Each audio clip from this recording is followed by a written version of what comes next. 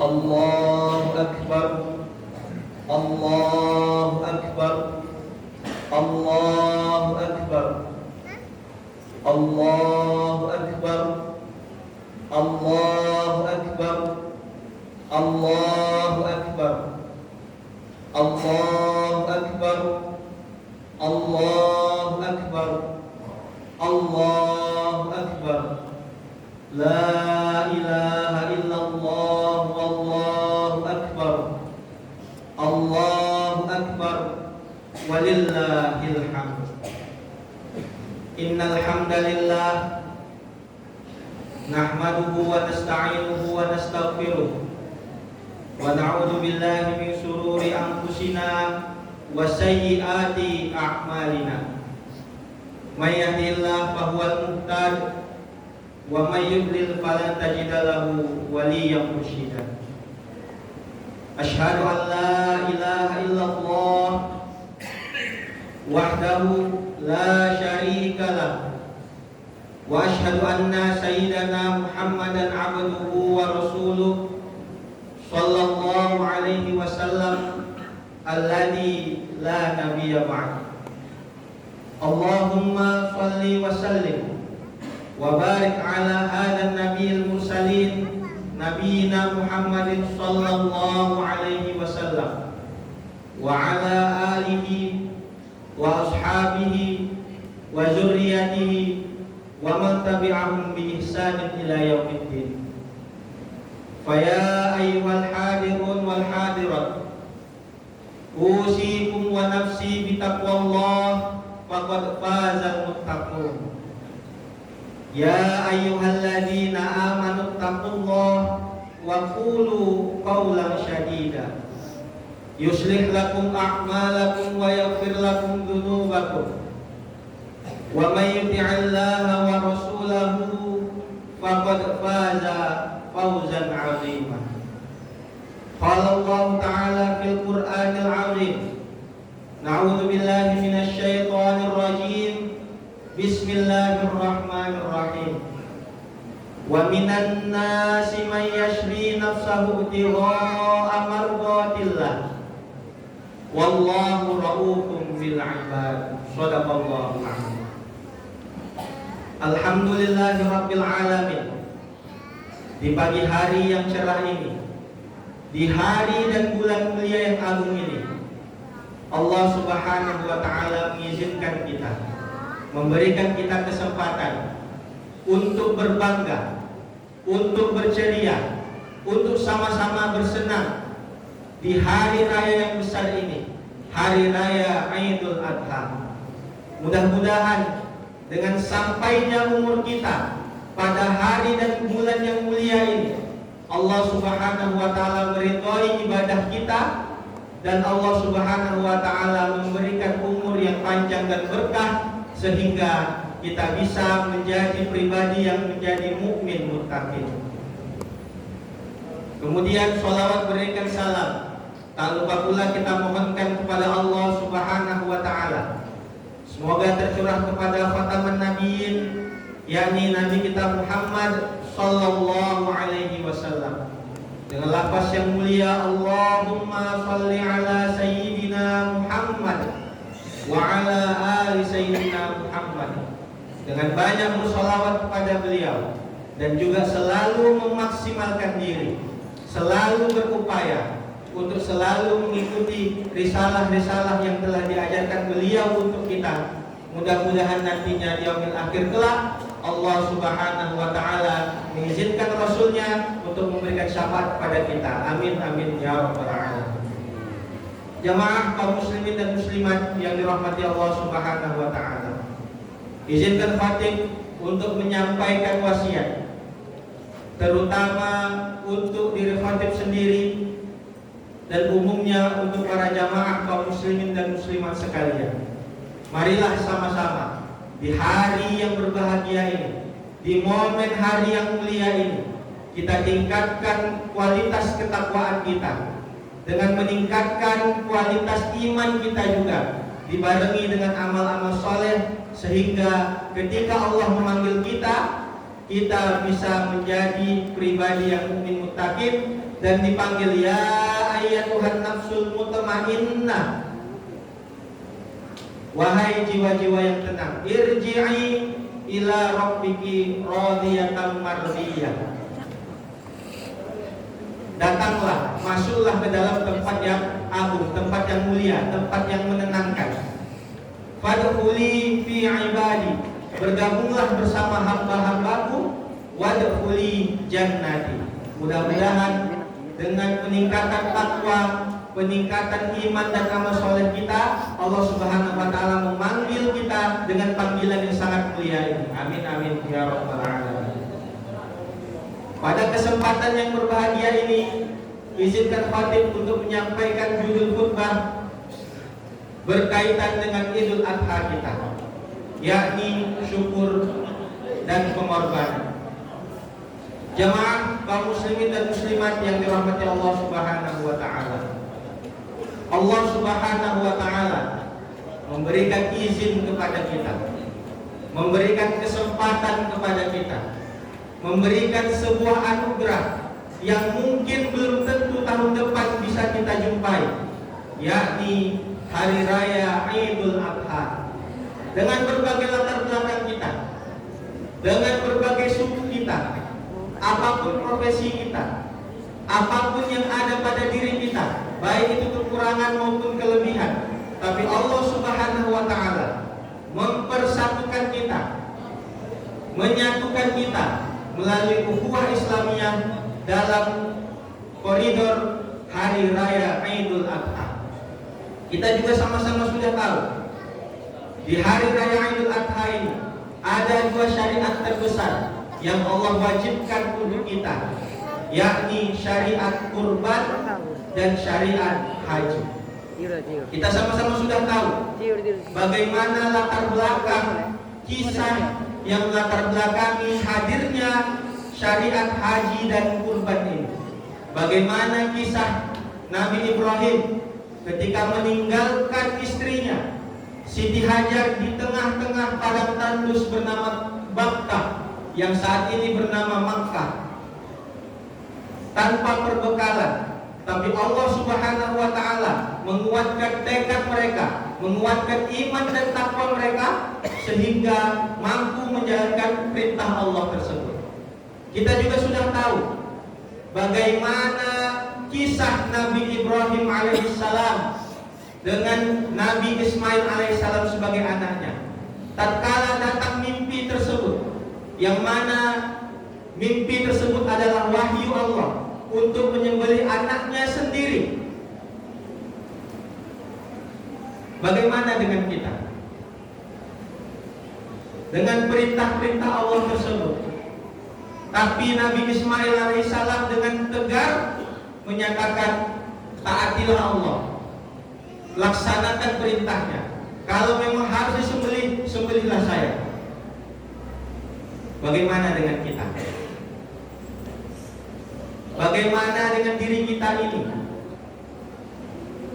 Setiap tahun kita melaksanakan Hari Raya Idul Adha.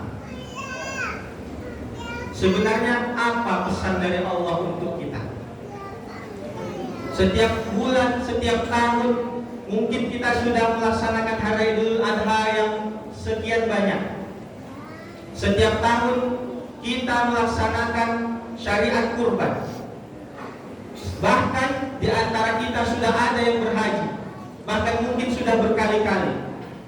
Tapi apa pesan Allah? Mengingatkan kita dengan Hari Raya Idul Adha setiap tahun. Secara garis besar ada dua pesan mendalam sekaligus sebagai kewajiban kita sebagai muslim yang melaksanakan Hari Raya Idul Adha. Apa itu? Yang pertama, syukur. Dan yang kedua, pengorbanan. Mengapa dua hal penting itu terus diingatkan setiap tahun, terus diingatkan melalui Hari Raya Idul Adha ini? Mari sama-sama kita simak ayat-ayat Allah, kita tadabbur ayat-ayat Allah mengenai hal-hal tersebut. Jemaah kaum muslimin dan muslimat yang berbahagia, yang pertama yakni syukur. Mari kita berangkat dari surah Al-Kautsar, surah ke-108 ayat 1 sampai 3. A'udzu billahi minasyaitonir rajim. Bismillahirrahmanirrahim. Inna, sesungguhnya, a'tainaka, kami telah memberikan kamu semua Al-Kautsar, nikmat yang banyak. Fasholli li rabbika, maka sholatlah kamu menghadap Rabbmu, wanhar, dan berkurbanlah. Jemaah kaum muslimin dan muslimat yang dirahmati Allah Subhanahu wa taala.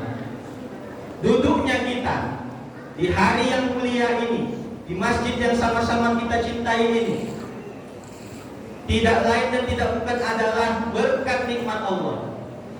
Kalaulah kita hitung nikmat Allah, tidak akan sanggup dan tidak akan mampu serta tidak akan cukup umur kita untuk menghitung seberapa banyak nikmat Allah yang telah diberikan kepada kita. Lalu bagaimana sikap kita? Dengan nikmat yang sebanyak itu bagaimana sikap kita? Dijelaskan kembali dalam surah Ibrahim, surah 14 ayat 7. A'udzu billahi minasyaitonir rajim. Bismillahirrahmanirrahim.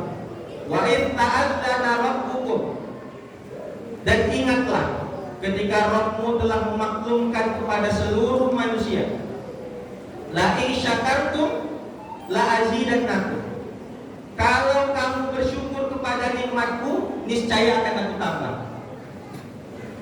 Wala in kafartum inna adabi lasyadid, sesungguhnya azabku sangat pedih. Jemaah kaum muslimin dan muslimat yang dirahmati Allah Subhanahu wa taala. Di ayat ini Allah memberikan dua sikap, dua gambaran sikap semua manusia ketika diberi nikmat oleh Allah. Ada yang bersyukur dan ada yang kufur. Kalau kita diberi nikmat Allah, kita bersyukur, niscaya akan ditambah. Sekarang pertanyaannya bagi kita adalah, apa itu syukur? Sama-sama kita ketahui bahwa syukur adalah mengucapkan hamdalah. Tapi kata Imam Al-Ghazali, syukur itu adalah pengakuan.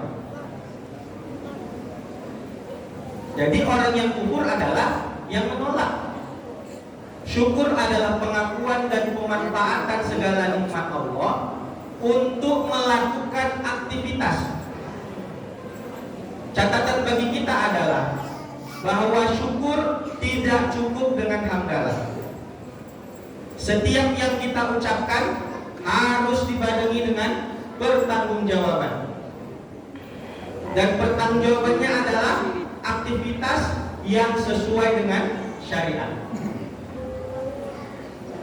Makanya kosong isinya kalau hanya mengucapkan hamdalah tapi tidak dibarengi dengan amal soleh. Kosong isi hamdalah kita kalau hanya dibarengi dengan maksiat. Berapa banyak dari kita, berapa banyak di antara kita, bahkan di momen hari raya baik Idul Fitri maupun Idul Adha masih sempat-sempatnya bermaksiat. Di hari yang mulia masih sempat-sempatnya meninggalkan sholat. Di hari yang agung ini masih sempat-sempatnya berjudi. Apakah itu yang dinamakan syukur? Apakah itu yang dinamakan syukur? Makanya berhati-hati. Bisa jadi kita selama ini tidak bersyukur, bahkan sampai ke tahap kufur terhadap nikmat. Jamaah kaum muslimin dan muslimat yang dirahmati Allah Subhanahu wa taala, kita sama-sama tahu dari sejak kecil bahwa kita tidak pernah tahu kapan kita dipanggil Allah. Bisa jadi setelah pelaksanaan sholat ini, keluar dari pintu masjid kita meninggal. Bisa jadi makanan yang akan kita makan nanti menjadi makanan terakhir. Bisa jadi hari ini adalah hari terakhir. Bisa jadi hari raya Idul Adha ini menjadi hari raya Idul Adha yang terakhir. Kita tidak pernah tahu. Dan itu kita tahu. Kita tahu bahwa kita tidak tahu kapan kita meninggal. Tapi masihkah kita Masihkah kita selalu melaksanakan maksiat? Apa yang akan kita bawa di hadapan Allah? Seandainya keluar dari pintu masjid ini kita meninggal, apa yang mau kita bawa di hadapan Allah?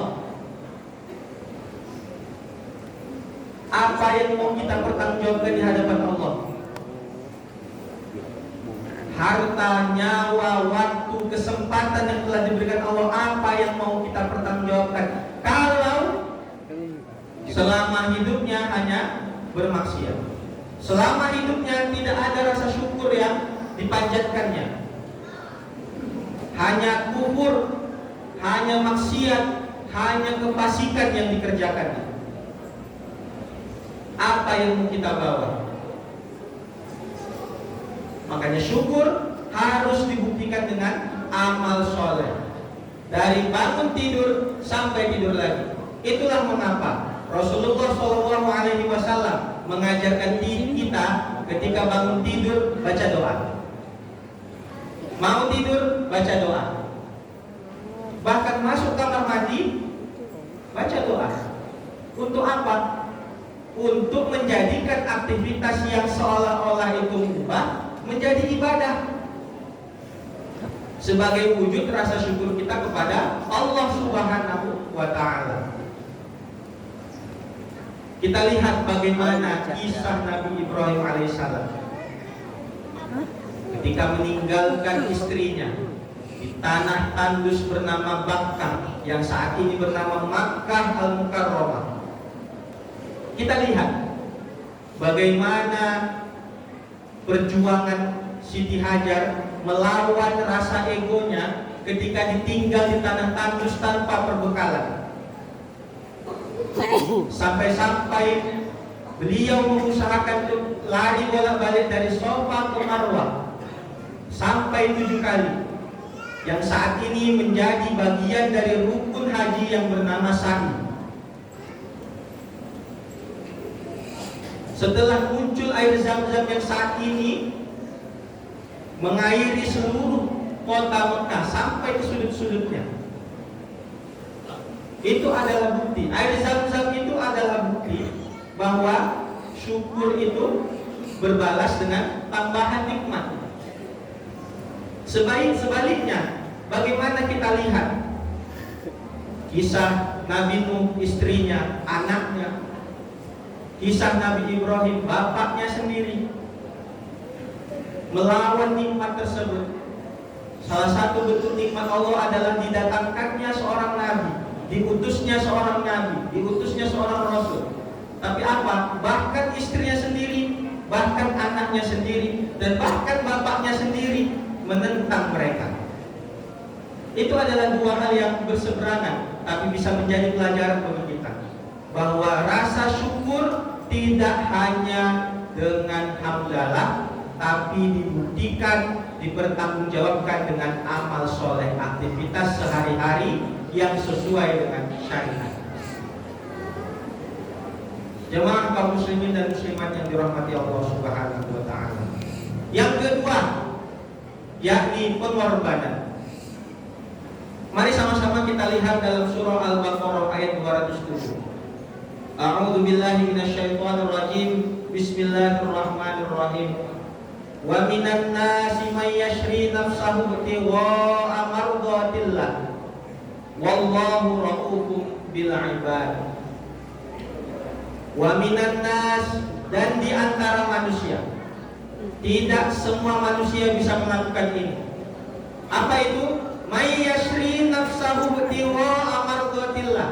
May yashri, ada di antara mereka itu, di antara manusia itu yang berkorban, yang melakukan pengorbanan. Ibtigha'a mardatillah, demi ridha Allah. Wallahu ra'ufun bil 'ibad, dan Allah Maha Penyantun terhadap hamba-hamba. Jemaah kaum muslimin dan muslimat yang dirahmati Allah Subhanahu wa Ta'ala, ini menjadi catatan bagi kita. Semua kita di sini pasti mengaku bahwa kita adalah hamba Allah Subhanahu wa Ta'ala. Sebagai hamba Allah tentunya kita harus taat kepadanya. Tapi bagaimana arti hamba Allah, makna hamba Allah yang sesungguhnya? Di ayat ini Allah menjelaskan bahwa hamba Allah tidak semuanya bisa menjadi hamba Allah. Hamba Allah adalah orang yang mengorbankan dirinya demi mengejar ridha Allah Subhanahu wa Ta'ala. Jadi pengorbanan adalah kunci dari diakuinya kita sebagai hamba Allah. Yang menjadi pertanyaan bagi kita adalah, apakah kita selama ini menjadi hamba Allah? Atau jangan-jangan selama ini kita menjadi hamba setan, hamba hawa nafsu, hamba duit,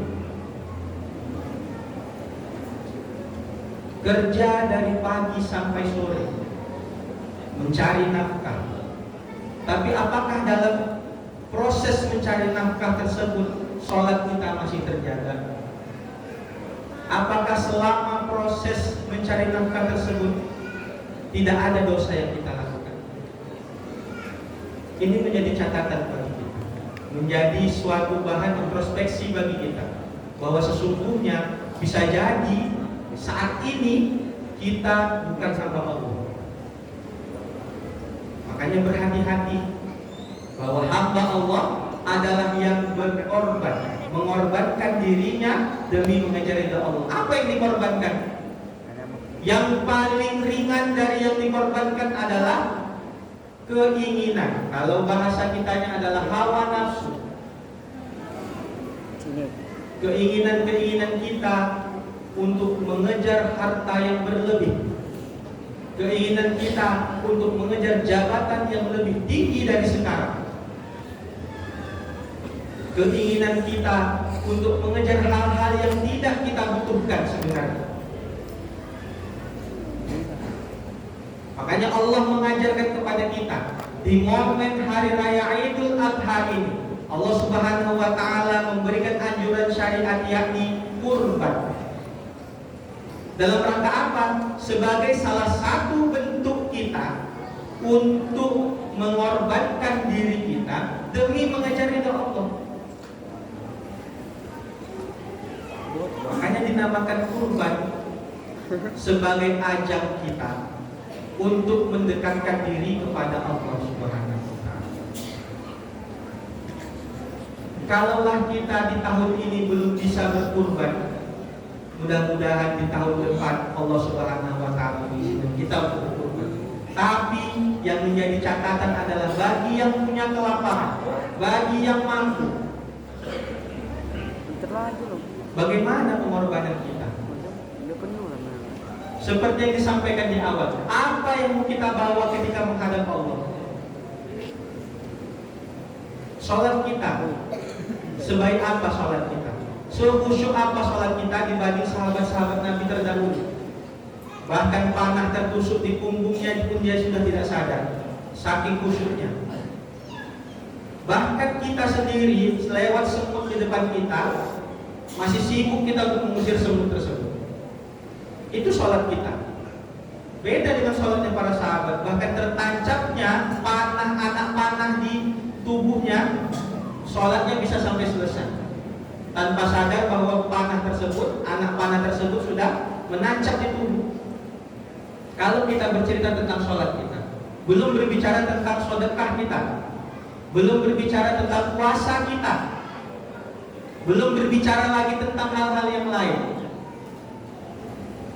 Sejauh mana, apa yang kita bawa menghadap Allah? Kalau tiba-tiba seandainya kita keluar dari masjid ini, kita meninggal, keluar kita dari masjid ini, makan itulah makanan terakhir, apa yang mau kita bawa? Bisakah kita menjawab pertanyaan malaikat dalam kubur? Bisakah kita bertanggung jawab nantinya di padang mahsyar, di yaumil mizan, di yaumil mahsyar, di yaumil hisab? Bisakah kita nantinya bertanggung jawab atas apa yang selama ini kita perbuat, atas dosa-dosa yang kita perbuat, atas maksiat-maksiat yang selalu kita jalankan, dan tidak ada sedikit pun pengorbanan di diri kita? Apa yang mau kita mau? Harus kita pahami bahwa tidak ada yang tahu kapan kita meninggal. Tidak ada yang tahu kapan kita dipanggil Allah. Apakah kita dipanggil Allah dalam keadaan husnul khatimah atau dalam keadaan su'ul khatimah, kita tidak ada yang tahu. Maka itulah kenapa jangan sampai selalu bermaksiat, karena kita tidak tahu kapan Allah memanggil. Bisa jadi Allah memanggil kita saat bermaksiat. Bisa jadi juga Allah memanggil kita saat kita beribadah. Dan itu semua tergantung amal soleh kita. Makanya berhati-hati, wahai jamaah kaum muslimin dan muslimat sekalian. Mari berhati-hati di momen hari raya Idul Adha ini. Kita jadikan ajang kita untuk mengintrospeksi diri kita, menilai diri kita, sejauh mana diri kita, sejauh mana ibadah kita, sejauh mana rasa syukur kita, setinggi apa pengorbanan kita di hadapan Allah. Sehingga di hari-hari selanjutnya Allah Subhanahu wa taala mudah-mudahan kiranya memudahkan kita, memberikan kita kekuatan, memberikan kita kesempatan untuk memperbaiki diri kita, untuk memperbaiki amal-amal kita, sehingga nantinya ketika dipanggil Allah Subhanahu wa taala, kita mati, kita meninggal dalam keadaan husnul khatimah. Amin ya rabbal alamin. Fattabi'u ya ulil absar la'allakum turhamun. Allahumma salli wa sallim wa zid alim wa taqaddal wa barik bi jalalika wa kamalika ala zaini ubadik wa usrafi ubadik sayyidina